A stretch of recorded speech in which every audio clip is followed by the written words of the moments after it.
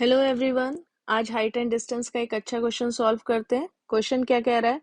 A tower subtend an angle alpha on the same level as the foot of the tower and at the second point h meters above the first the depression of the foot of the tower is beta.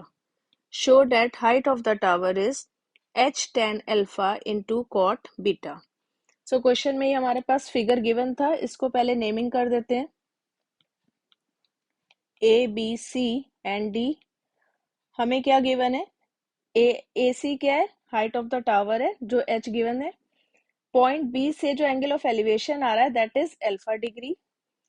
B point से H meters अगर मैं ऊपर जाती हूँ तो यहाँ से जो एंगल ऑफ डिप्रेशन आ रहा है फुट ऑफ द टावर का वो दैट इज बीटा डिग्री। और हमें क्या प्रूफ करना है? H is equal to height of the tower किसके बराबर? Small H into tan alpha into cot beta. तो पहले सबसे पहले इस ट्रायंगल में देखेंगे, in triangle A B C. In triangle A B C tan alpha की वैल्यू क्या आ जाएगी? टेन अल्फा हमारा होता है परपेंडिकुलर अपॉन बेस। अल्फा के लिए जो परपेंडिकुलर है वो एच है, कैपिटल एच, और बेस हमारा बी सी है।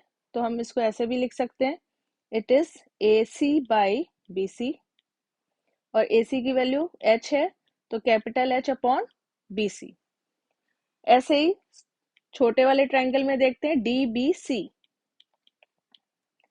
यहां से टेन बीटा की वैल्यू क्या आएगी?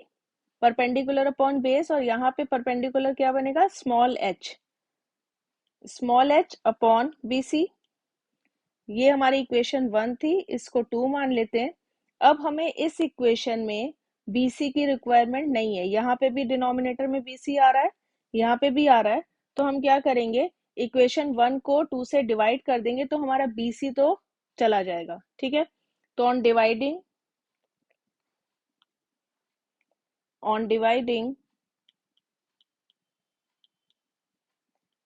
इक्वेशन 1 बाय इक्वेशन 2 हमें क्या मिलेगा? Tan alpha upon tan beta is equal to capital H upon BC upon small h upon BC।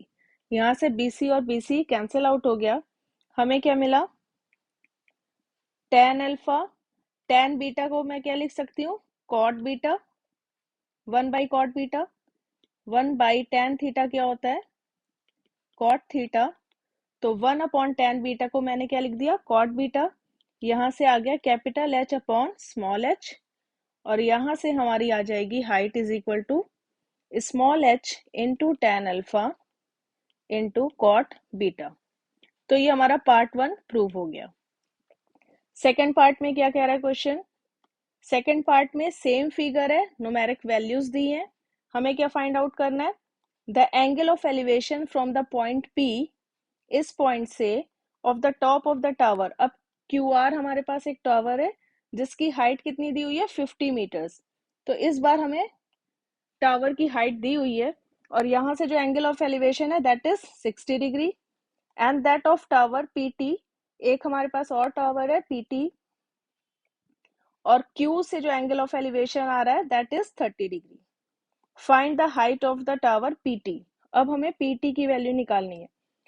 जो हमारे पास रिलेशन आया था H is equal to small h into tan alpha into cot beta, इसी का use करके हम small h की value निकालेंगे। अब ये हमने स्मॉल h माना था प्रीवियस केस में, और इसको हमने कैपिटल H माना था। तो अब बस वैल्यूज पुट करेंगे। अल्फा की जगह 60 डिग्री आ जाएगा एंड बीटा की जगह 30 डिग्री आ जाएगा। So h is equal to small h into tan 60 into cot 30। h की वैल्यू 50 गिवन है, 50 रखेंगे। टेन 60 इज √3, कॉट 30 भी √3 होता है। यहाँ से h की वैल्यू क्या आ जाएगी? 50 अपॉन 3। डिवाइड करने पे हमें मिलेगा 16.66 मीटर्स। हमें आंसर फाइंड आउट करना था correct to the nearest meter. तो 16.66 मीटर्स को मैं अप्रोक्सीमेटली क्या लिख सकती हूँ, 17 मीटर्स। तो हाइट ऑफ टावर पीटी क्या आ जाएगा, 17 मीटर्स।